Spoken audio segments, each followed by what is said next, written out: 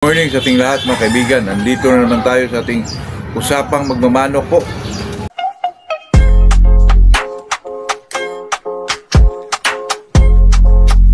Bago tayo mag-umpisa mga kaibigan ay shoutout muna tayo kay Norman Pasilan, Talex, Toledo City, Potsolo, Catura, at saka itong kaibigan natin na si Sir Manny Visayas, Jimboy Oliverio.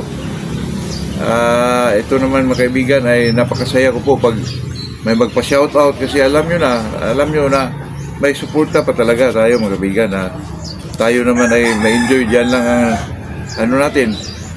Medyo masaya tayo sa part na yan kasi alam nyo na kahit sino naman po basta may suporta mga kaibigan ay talagang ganado kang magawa ng mga content mga kaibigan. Ito naman sa atin ay hindi naman tayo nagtuturo dito, palagi kong sinasabi yan mga kaibigan. Alam nyo na sa pagmamanok po ay may iba tayong paniniwala, kaya hindi mo talaga maano yung iba kung gano'n ang ganilang ginagawa. Then igalang din natin yan mga kaibigan. Kaya sa aking part mga kaibigan, bilang isang magmamanok, irespeto natin ang isa't isa na kung ano man yung pamamaraan niya ay sa kanya din yun. Sa atin mga kaibigan, ang topic for today is about lumalagitik na palo na may galit, extreme na palo. Paano nga ba ito palabasin? Ito naman mga kaibigan, itong mga palo na lumalagitik ko ay nagawan ko na ito ng content dati, pero alam nyo na pag may magtanong sa atin mga kaibigan, kasi kahit may iba-iba tayong paniniwala ay mayroon pa rin kampante na sundin yung ating mga estilo o mga ginagawa sa ating manukan po. Ito namang lumalagitik na palo mga kaibigan ay mayroon namang manok mga kaibigan na kahit hindi mo pinakain na kung anong vitamins yan o anong training ang ginagawa mo mga kaibigan ay ang mga palo talaga ay nandyan pa rin. Kasi depende kasi yun mga kaibigan sa manok at saka sa bloodline po. Yung mga lumalagitik mga kaibigan, makikita natin yan sa mga sweaters, lalo na pag medyo bata pa sila, 7 months, 8 months ako. Talagang makikita ka ng mga dikdikan talaga mga kaibigan. Kaya sa akin naman, itong mga lumalagitik na palo mga kaibigan, kasi may nagsabi sa akin na ang manok daw na medyo magain ay medyo malamya na yung palo, medyo kulang sa lakas mga kaibigan yung gumagaan daw na manok. Totoo naman yun kasi pag mabigat na manok ay talagang may force yun mga kaibigan na talagang malakas ang palo. Pero mga kaibigan, alam niyo po, matagal ko ng pagmamanok po mga kaibigan, lalo na pag ipasok mo na yung manok mo sa nakapasok na sa tawag dito, pre-conditioning mga kaibigan, nandun na yung pinapakain na ng masarap, pinagawa ng training, rotation, ganun. Ang manok kasi mga kaibigan, pinapasok yan sa pre-condition kasi ang manok natin dyan ay medyo mabigat pa, medyo mabagal pa sa pihitan o Kaya ang manok na dyan mga kaibigan ay sinasanay na pong pagaanin mga kaibigan, kasi yung magaan na manok, iba kasi yung magaan mga kaibigan na kulang sa kain, kulang sa kaya magaan sila.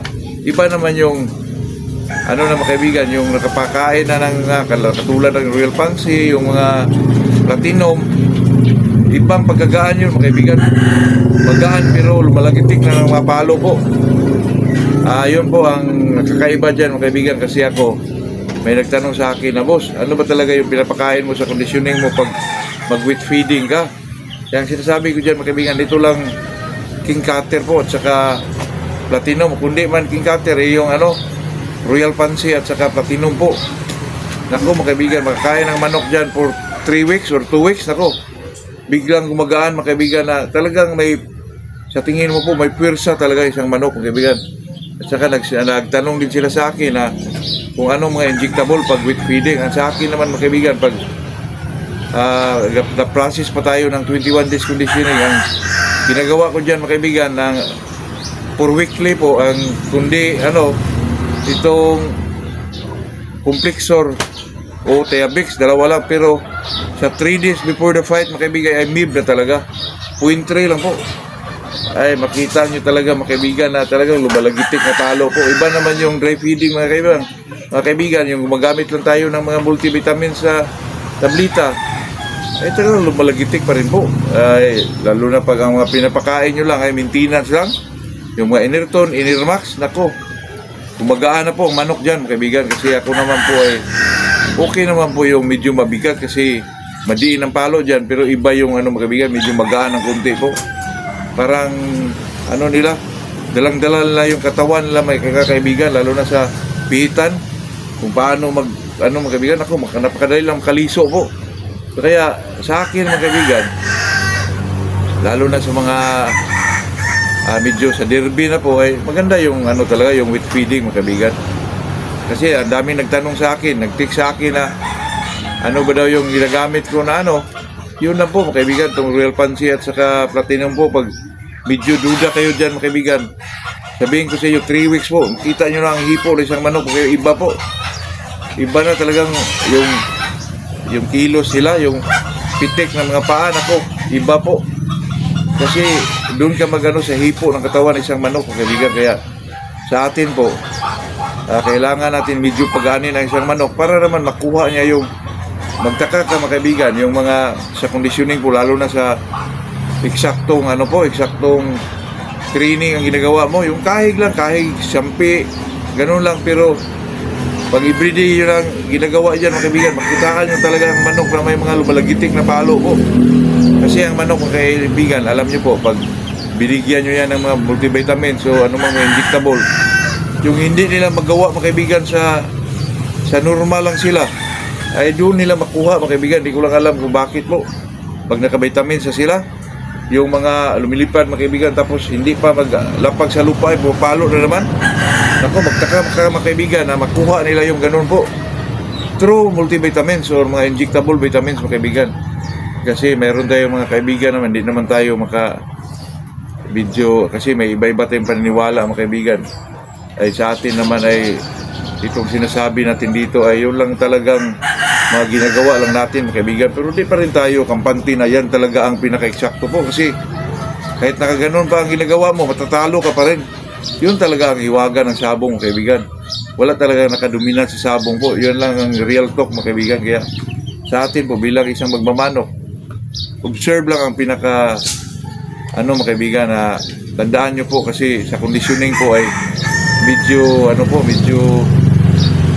mahirap mga kaibigan pag hindi mo ginagamit yung mga kaibigan, yung pag-obserba sa isang manok po. Yun talaga. At saka mangalap kayo ng impormasyon through social media, mga kaibigan, o yung mga sino man yung nakakauna sa atin. Gamitin nyo pag video mga kaibigan, video nakakatulong, ipasok nyo po. Pag hindi naman, huwag nyo gamitin mga kaibigan. Kaya yan lang po. Sa akin naman, yun lang naman ang ginagamit ko po. Hindi naman tayo nag-stick sa ating pamamaraan. Kung ano man yung mga bagong nakakatulong sa ating pagmamanok, kunin nyo po. Iwasan nyo lang po mga kaibigan yung magyabang tayo. Kasi alam nyo na, parang iba yung magyabang tayo mga kaibigan. Yun lang po. Ito naman sa atin ay talagang usapang magmamanok, enjoyment, kasiyahan, o ano man yun. Basta nag-enjoy tayo bilang isang magmamanok po. Good morning sa ating lahat po mga kaibigan.